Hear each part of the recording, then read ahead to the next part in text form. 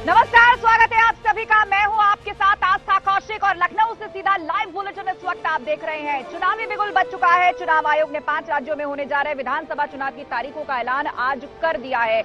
उत्तर प्रदेश में 7 चरणों में मतदान होने जा रहे हैं, लेकिन उसके साथ साथ चुनाव आयोग ने कुछ गाइडलाइंस भी हैं जो जारी की है। मसलन 15 जनवरी तक किसी भी प्रकार की रैली पर रोक लगाई गई है। किसी भी तरह का रोड शो नहीं हो सकता, पद यात्रा नहीं हो सकती, साइकिल रैली या बाइक रैली भी नहीं निकाली जा सकती। पहले चरण का मतदान 10 फरवरी को होगा और उसके बाद होगा 7 चरणों का मतदान और फिर सभी उम्मीदवारों के भाग्य का फैसला तय करेगी उत्तर प्रदेश और 5 राज्यों की जनता। विस्तार से रिपोर्ट दिखाते हैं और इसी पर करेंगे फिर चर्चा की शुरुआत।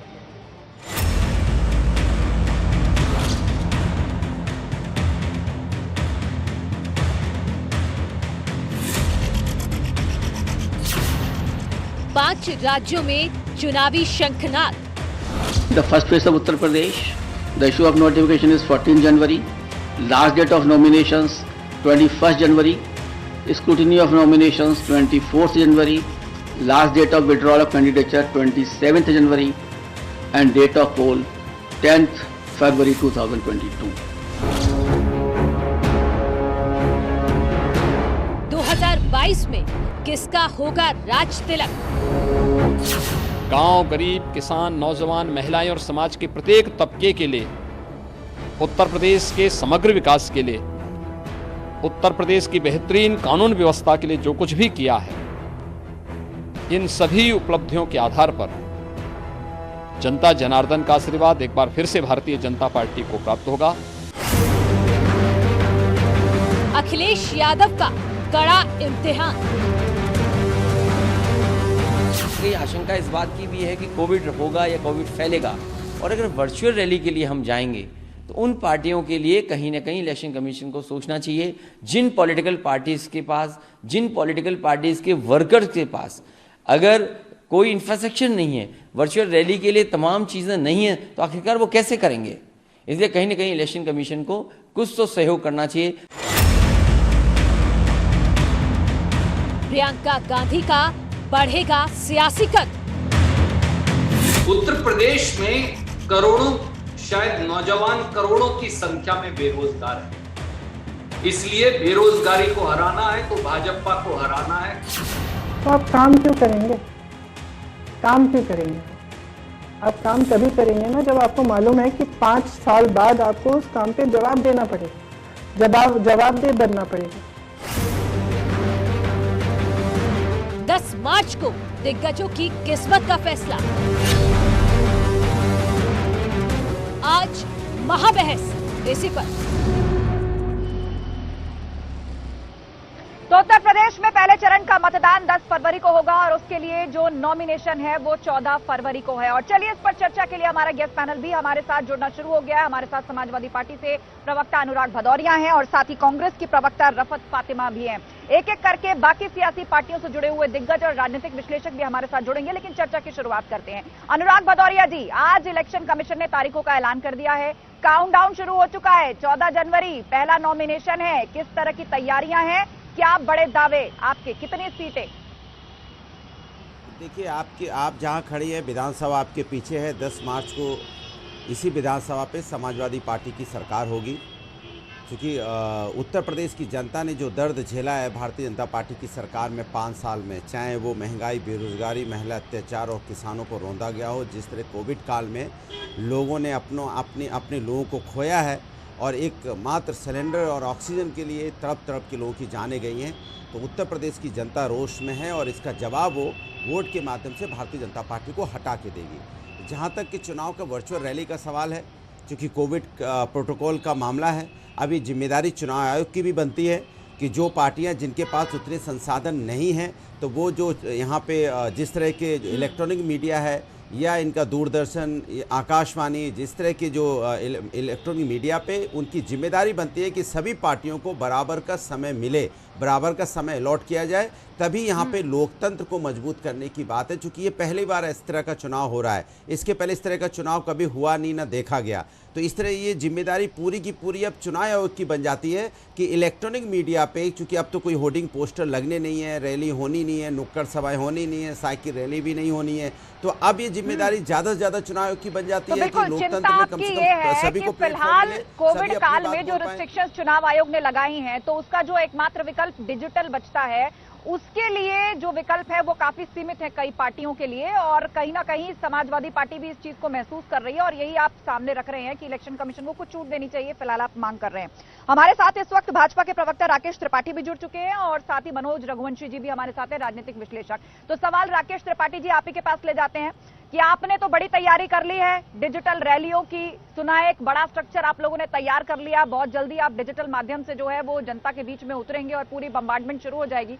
लेकिन सपा को चिंता ये सता रही कि बहुत सारे दल है जो शायद इक्विप्ड नहीं है, इसीलिए इलेक्शन कमीशन से अब सहयोग की मांग सपा की तरफ से की जा रही है।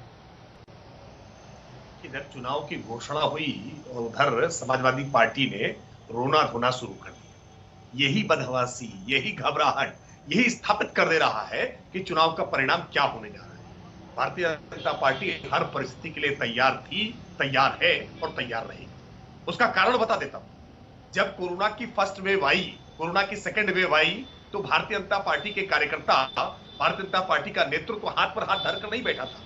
भारतीय जनता पार्टी के नेतृत्व में जगत प्रकाश नड्डा जी ने, उत्तर प्रदेश के अध्यक्ष स्वतंत्र देव सिंह जी ने पार्टी के कार्यकर्ताओं को, मुख्यमंत्री योगी आदित्यनाथ जी ने पार्टी के कार्यकर्ताओं के साथ मिलकर के हमने डिजिटल माध्यम से कार्यकर्ताओं के पास संदेश भी भेजा और कार्यकर्ताओं से फीडबैक भी लिया, और जगह जगह पर हमारे कार्यकर्ता सेवा ही संगठन मान करके जनता के बीच में सेवा कार्यों में जुड़ गए।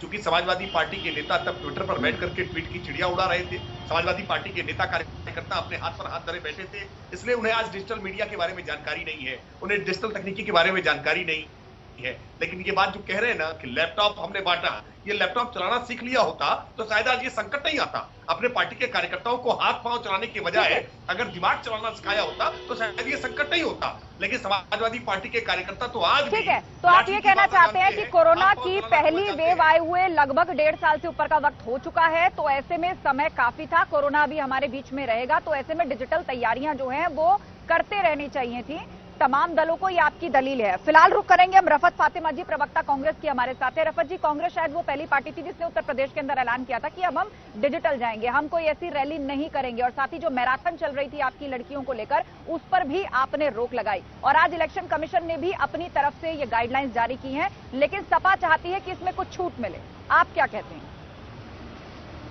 जो हमारा ये सोचना है कि कोविड गाइडलाइन के अंतर्गत हम काम करेंगे, और हमने पहले भी ये चुनाव आयोग को सुझाव दिए थे कि हम छोटी छोटी रैली करेंगे, छोटी छोटी सभाएं करेंगे और डोर टू डोर कैंपेन करेंगे। और साथ ही प्रियंका जी ने आज जो संवाद, वर्चुअल संवाद करा है, वो आप लोगों ने देखा होगा। इससे पहले हम लोग ने वर्चुअल संवाद भी करे, लेकिन हमारा डोर टू डोर कैंपेन भी लगातार जारी भी है। साथ ही हम कह रहे थे कि जो बेफिक्री से 5 साल जिसने बेफिक्री से बिता दिए, और उस टाइम त्रस्त जनता, जो जनता त्रस्त है, हर वर्ग त्रस्त है, तो वो उसके भी एक लोकतंत्र का ये पर्व है, वो बिल्कुल मन बना चुका है सरकार बदलने को। तो आज जिस तरीके से महिला अपराध बढ़ा है, ये हमारा कहना नहीं है, ये आंकड़े कह रहे हैं कि यूपी नंबर 1 है महिला अपराध में। आज नीति आयोग कह रहा है कि स्वास्थ्य जो हेल्थ इंडेक्स है उसमें स्वास्थ्य सेवाओं में यूपी निम्न स्तर पर है। आज जिस तरीके से हमारा युवा, आज हजरतगंज का आपने नज़ारा देखा होगा, हमारे शिक्षक अभ्यर्थी किस तरीके से सड़कों पे बैठे हैं, तो वो लोग इनको सबक सिखाएंगे 2022 में, जो बेफिक्री से ये कह रहे हैं कि हमने पूरा जो है काम करा है। जो लोग मटर छील लेते घर बैठ के और सोशल मीडिया पे वायरल कर रहे थे, वो आज बता रहे कि हमने कोरोना में काम करा। जो आरोप आपने लगाए, जो आरोप आपने लगाए रफत जी, उन आरोपों को मैं राकेश त्रिपाठी जी के पास लिए चलती हूँ। राकेश त्रिपाठी जी, क्योंकि अब काउंटडाउन शुरू हो चुका है, उल्टी गिनती शुरू हो चुकी है और मुद्दे भी साफ हैं, चाहे वो अनुराग भदौरिया हो या रफत फातिमा हो, बेरोजगारी, युवकों या युवाओं के पास नौकरी नहीं और महिलाओं के खिलाफ अपराध, इस सब को लेकर चुनावी मैदान में उतरेंगी दोनों पार्टियां। लेकिन हम तो चाहते हैं कि मुद्दे पर ही बात हो, और मुद्दे पर जब बात करेंगे, जब बेरोजगारी की बात कर रहे हैं, तो आंकड़े देने पड़ेंगे ना, बताना पड़ेगा ना कि किसने कितना काम किया है। जब हमने सत्ता प्राप्त की थी 2017 में, तो उस समय उत्तर प्रदेश में बेरोजगारी की दर 17.4% थी उस समय, और आज ये बेरोजगारी की दर 4.5 भारतीय जनता पार्टी की सरकार आने के बाद आज 4.5 लाख से ज्यादा हमने सरकारी नौकरियां देने का काम किया है, जिसपे किसी प्रकार का कोई भ्रष्टाचार नहीं हुआ, कोई जातिवाद नहीं हुआ, कोई क्षेत्रवाद नहीं हुआ, कहीं सिफारिश नहीं चली है, कहीं पैसा नहीं चला है। वरना समाजवादी पार्टी के कार्यकाल में, अखिलेश यादव जी के 5 वर्ष के कार्यकाल में 2 लाख से भी कम नौकरियां ने सरकारी दी थी, और सारी नौकरियां जाति के आधार पर, क्षेत्र के आधार पर, पैसे के आधार पर, सिफारिश के आधार पर दी थी। 5 भर्ती आयोगों को तो इलाहाबाद हाईकोर्ट ने हटाने का काम किया था। क्या उत्तर प्रदेश भूल गया है कि उत्तर प्रदेश लोक सेवा आयोग के अध्यक्ष अनिल यादव को किस प्रकार से इलाहाबाद हाईकोर्ट ने हटाया था? देखिए, आज ये मुद्दे पर बात करेंगे तो मुंह की खाएंगे। उत्तर प्रदेश में 3 लाख करोड़ से ज्यादा का निवेश अगर आया है तो ठीक है, ये सवाल अनुराग भदौरिया के पास ले चलते हैं। अनुराग भदौरिया जी, राकेश त्रिपाठी तो यहाँ पर आंकड़ा दे रहे हैं और कह रहे हैं कि उत्तर प्रदेश में बेरोजगारी दर जो सपा के वक्त थी, मतलब 2017 में थी, उससे अब स्थिति बहुत बेहतर हुई है। बेरोजगारी दर भी कम है और युवाओं को रोजगार या जो सरकारी नौकरियां हैं उसमें ट्रांसपेरेंट तरीके से भर्ती हो रही है, दलाली का नेटवर्क बिल्कुल खत्म है। ये एक बड़ी उपलब्धि सरकार की, ये कहा जा रहा है। आस्था जी, ये भारतीय जुमला पार्टी है, उन्हें तो आपको भी नौकरी दे दी। पूछ लीजिए, आप खुद नौकरी में, आपको मालूम ही नहीं है।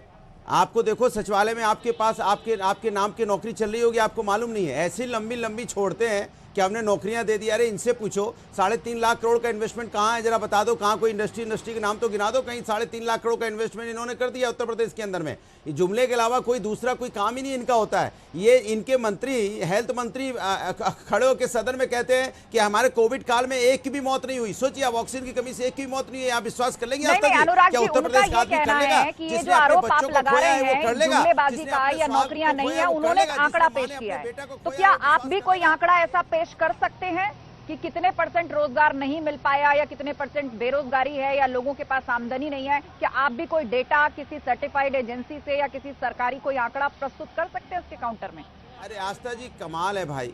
आस्था जी, आप हमें बोलने क्यों नहीं देती? आपकी इतनी आस्था बीजेपी की तरफ क्यों रहती है? जब बीजेपी का प्रवक्ता बोलता है तो आप एकदम साइलेंट हो जाते हैं। मेरी किसी के प्रति आस्था नहीं है, मेरी आस्था सिर्फ इतनी है कि आप लोग पॉइंट पर हैं। आप लोग पॉइंट पर हैं, आंकड़े को लेकर सवाल उठा तो मैंने आंकड़ा ही आपसे प्रस्तुत करने के लिए कहा। ज्यादा आस्था रखेंगी तो ये सरकार जा रही है, इसलिए आस्था बदल दीजिए आप अपनी। मैं किसी की तरफ आस्था नहीं रख रही, मेरा काम सिर्फ इतना है, मेरी आस्था सिर्फ इतनी है कि हर पैनलिस्ट टू द पॉइंट बोले और तथ्यों के साथ बोले। अपनी बात पूरी कीजिए अनुराग। काम याद आता है, अब मुझे अपनी बात पूरी करने दीजिए। तो मैं कह रहा था, भारतीय जनता पार्टी के पास जवाब नहीं होता है कि भारतीय जनता पार्टी ने उत्तर प्रदेश के अंदर में काम क्या किया। मैं इनसे बार बार काम पूछता हूं तो ये काम नहीं गिना पाते। बस हाँ, इन्होंने एक जरूर काम किया है कि समाजवादी पार्टी द्वारा किए हुए कामों का नाम और नंबर और फीता काटा है। यह समाजवादी पार्टी के काम की इन्होंने नकल की है। नकल भी कर ली होती, नकल के साथ इन्होंने काम भी किया था तो मैं मानता। इनका कोई ऐसा प्रोजेक्ट बना दें, बता दें कि इन्होंने काम शुरू किया हो, इन्होंने उसको उद्घाटन भी किया हो। एक बात। दूसरी बात, क्या हाथरस की बेटी के साथ अन्याय हुआ ये उत्तर प्रदेश की जनता भूल जाएगी? जिस तरह से इन्होंने चीरहरण किया लखीमपुर में बच्ची के साथ, क्या उत्तर प्रदेश की जनता भूल जाएगी?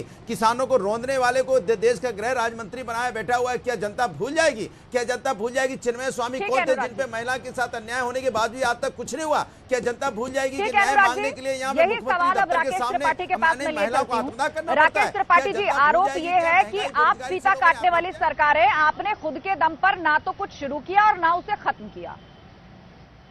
आप दूसरों के किए का क्रेडिट ले रहे हैं। तो कुछ बातें, कुछ काम आप गिनवा सकते हैं क्या कि किया क्या है सरकार ने?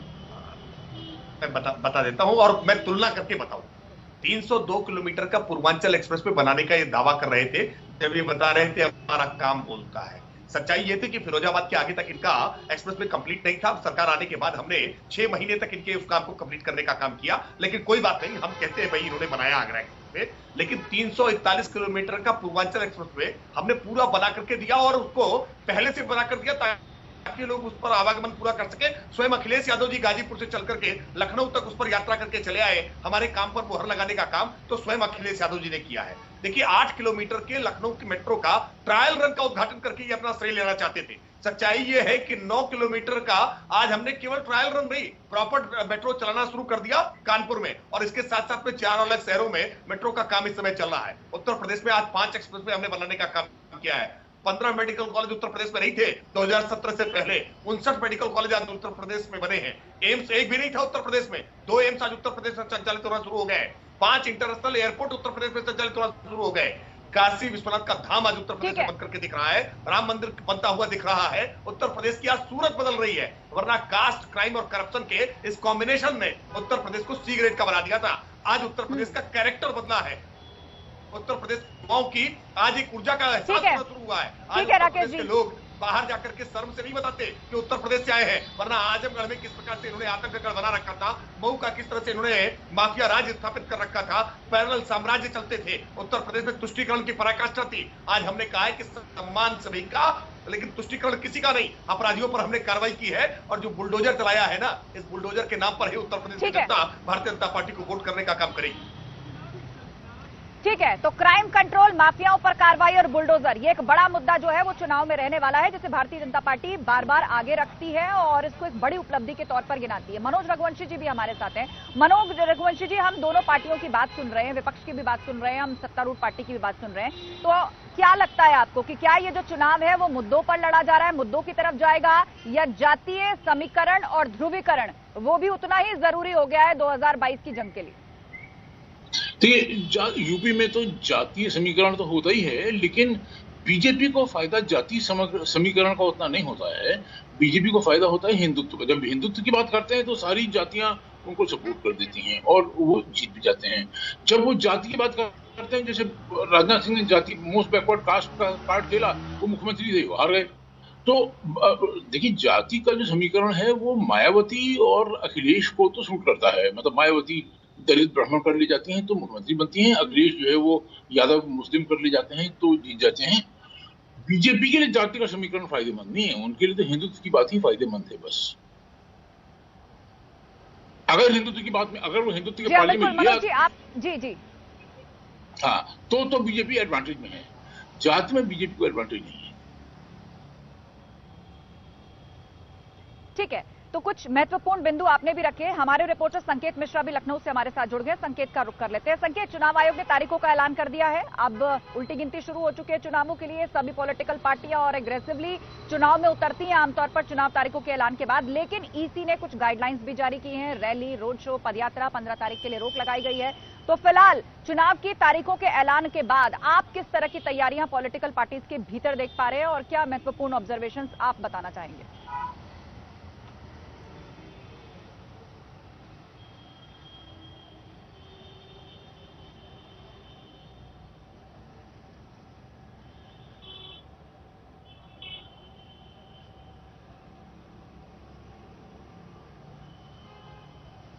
तो लगता है संकेत से फिलहाल हमारा संपर्क नहीं हो पा रहा है, लेकिन पूरा पैनल हमारे साथ जुड़ा हुआ है। एक बार फिर से रुख करेंगे अनुराग भदौरिया का। अनुराग जी, आपने सवाल उठाया था कि कुछ ऐसे काम गिनवा दीजिए कि जो आप ही ने शुरू किए हो, आप ही ने खत्म किए हों। तो एक लिस्ट जो थी वो राकेश त्रिपाठी ने गिनवाई है। वो तो कह रहे हैं कि हमने मेडिकल कॉलेज बनाए हैं, पूर्वांचल एक्सप्रेसवे जिस पर अखिलेश यादव जो है वो फर्राटा भरती हुई गाड़ी के साथ नजर भी आए थे, और भी कई बातें उन्होंने कही हैं। बुलडोजर, क्राइम कंट्रोल, माफिया राज खत्म, ये सारी चीजें वो आगे रख रहे हैं। तो मैं बता रहा हूं कि जिस पूर्वांचल एक्सप्रेसवे की बात कर रहे हैं वो समाजवादी के समय में जमीन एक्वायर हुई थी। ये मैं नहीं कह रहा हूं, सदन में इनके मंत्री ने बोला था और उसका उद्घाटन भी हुआ था। इन्होंने नहीं किया था, इन्होंने बस उसी को जो समाजवादी बना के गए थे उसी को आगे करके इन्होंने बढ़ाए। एक बात। दूसरी बात, जहां तक ये बात कर रहे थे माफियाओं की, तो मैं इनसे पूछना चाहता हूँ, योगी जी ये तो बता दीजिए, माफिया क्रिकेट खेल रहे हैं और आप जनता के साथ खेल रहे हो। आप जनता के साथ कौन सा खेल खेल रहे हो? जो माफिया क्रिकेट खेल रहा है आप उसको जेल में नहीं डाल सकते, उसके यहाँ बुलडोजर भी नहीं जाता है। ऐसे कौन से माफिया हैं? और बार बार मैं आपसे पूछता हूँ, आपके माध्यम से बीजेपी से पूछता हूँ, टॉप 10 माफियाओं का नाम बता दो। तो योगी जी के मुंह से 2 नाम 3 नाम के आगे नाम ही नहीं निकलते, वो बता ही नहीं पाते माफियाओं के नाम। क्या बात है कि योगी जी माफियाओं के नाम नहीं बता पाते? क्यों? क्योंकि योगी जी पे पूर्व आपराधिक मुकदमे थे, डिप्टी सीएम पे पूर्व आपराधिक मुकदमे थे, 114 विधायक संगीन आपराधिक मुकदमे हैं। ये अपने ऊपर से आपराधिक मुकदमे हटाते तो कहां से बताएंगे ये माफियाओं का नाम? एक बात। दूसरी बात, बुलडोजर लखीमपुर खीरी क्यों नहीं जाता? किसानों को तो रौंद दिया गया, रौंदने वाले के यहाँ बुलडोजर नहीं गया। इसके मतलब आज तक ये सिर्फ परसेप्शन का काम करते रहे। इन्होंने देखा कैसे यहाँ पे समाज के अंदर में ये सिर्फ और सिर्फ जाति धर्म की राजनीति को बढ़ावा दिया इन्होंने, इससे ज्यादा कुछ नहीं किया। और ये जो एम्स की बात कर रहे थे, गोरखपुर एम्स में भी समाजवादियों ने जमीन दी थी। इनका कोई काम नहीं है अभी तक, और काम में बार बार पूछता हूं तो ये थोक के माओ में रटी हुई बातें, कुछ झूठ सच बोलने लगते हैं। अरे भाई कोई काम बताओ, एम्स चालू हो गया हो, वीडियो दिखा दो। हम तो गिना सकते हैं कि रामनगर लोहिया समाजवादी वाला हॉस्पिटल आज भी चल रहा है, सैफी का हॉस्पिटल चल रहा है, बदायूं का चल रहा है, सुन तो लीजिए, जौनपुर का चल रहा है, आजमगढ़ का चल रहा है, अयोध्या का चल रहा है, सीतापुर का चल रहा है, लखीमपुर का चल रहा है, या माफिया राज को खत्म करने की बात करते हैं। हाल ही में धनंजय सिंह की जो क्रिकेट खेलते तस्वीर सामने आई थी, समाजवादी पार्टी की तरफ से उसको आगे रखा दिखाई पड़ रहा है। ये बताएं ना, ऐसा शख्स जिस पर 25,000 का इनाम है वो ऐसे क्रिकेट खेलता हुआ पाया जाता है, वो सरेआम घूम रहा है। तो एक परसेप्शन मैनेजमेंट का आरोप भी आपके ऊपर लगता है। कि वोट बैंक के लिए या वोट पाने के लिए वो आप बेहतर तरीके से करते हैं, काम नहीं बोलता है।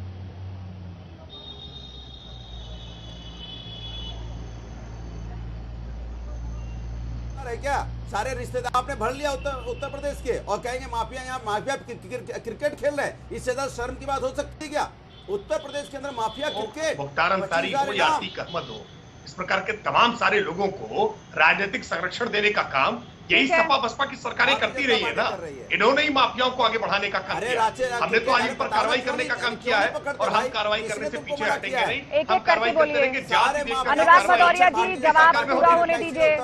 राकेश त्रिपाठी जवाब दे रहे हैं, आप ही बात का जवाब दे रहे हैं, उनका जवाब पूरा होने दीजिए। अनुराग भदौरिया महिलाओं पर अत्याचार बढ़ा है क्योंकि ये जमीनें लूटी जा रही है। आपने आरोप लगाया अराजकता का माहौल है, भेदभाव है, परसेप्शन पॉलिटिक्स है, उसका जवाब देने दीजिए।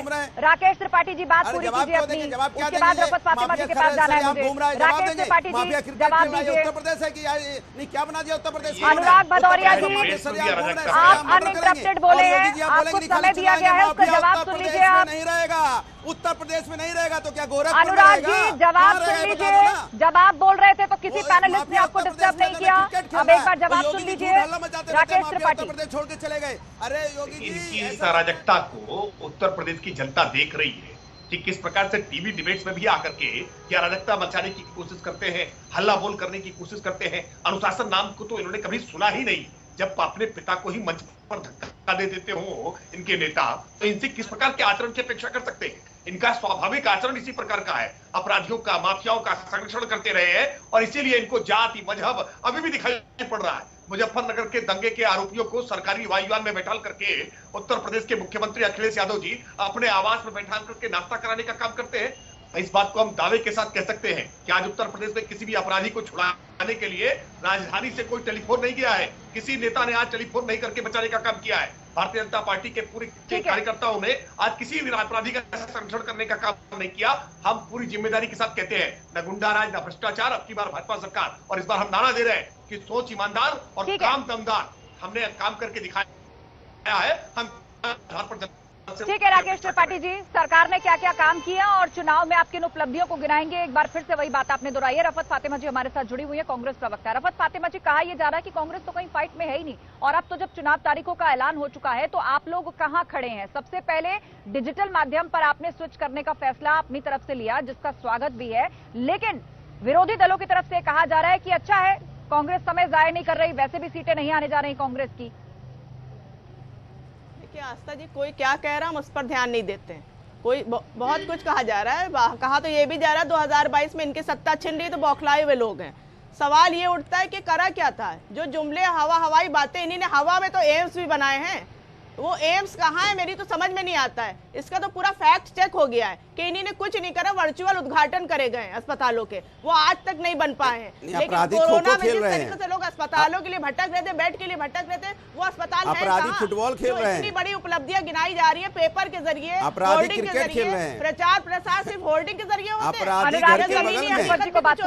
हैं। गड्ढा मुक्त जमीन को बात पूरी करने दीजिए। यहाँ से चले जाइए मेरे ठाकुरगंज तक, सिवाय गड्ढों के अलावा कुछ नहीं दिख रहा है। तो इनकी हवाई बातों में अब जनता नहीं आने वाली, बहुत भटक चुकी है। जिस तरीके से जुमले फेंके गए थे आज जनता समझ रही है। और एम्स की बात तो ये करे ही ना, वो सब कांग्रेस की देन है। ठीक है, आप सभी लोगों ने अपनी अपनी बातें रखी हैं, अपनी अपनी पार्टियों में कौन कौन से मुद्दों को अब आने वाले समय में आप और एग्रेसिवली उठाएंगे, उनका जिक्र आपने किया। लेकिन संकेत मिश्रा का रुख करेंगे, हमारे रिपोर्टर लखनऊ से हमारे साथ जुड़ गए हैं। संकेत, चुनाव की तारीखों का ऐलान हो चुका है, 14 जनवरी से नॉमिनेशन शुरू हो जाएंगे पहले फेज के लिए। क्या तैयारियां आप पॉलिटिकल पार्टीज में देख पा रहे हैं, क्योंकि कुछ बंदिशें ईसी ने भी लगाई हैं? वैसे भारतीय जनता पार्टी की अगर हम सबसे पहले बात करें, क्योंकि सत्ता में भारतीय जनता पार्टी है, तो बीजेपी का जो आईटी सेल है वो शुरू से ही जो भारतीय जनता पार्टी का थिंक टैंक है उसके निर्देश पर उसको सक्रिय किया गया। और उसके बाद आईटी सेल का दावा है कि 3 लाख से ज्यादा कार्यकर्ता उन्होंने तैयार किए हैं, जो कि आने वाले समय में डिजिटल रैलियां के माध्यम से होंगी। तो ऐसे में भारतीय जनता पार्टी की तरफ से पूरी तैयारी की गई है। हालांकि चुनौती उन छोटे दलों के सामने जरूर है जिनके ज्यादातर कार्यकर्ता सोशल मीडिया पर नहीं है।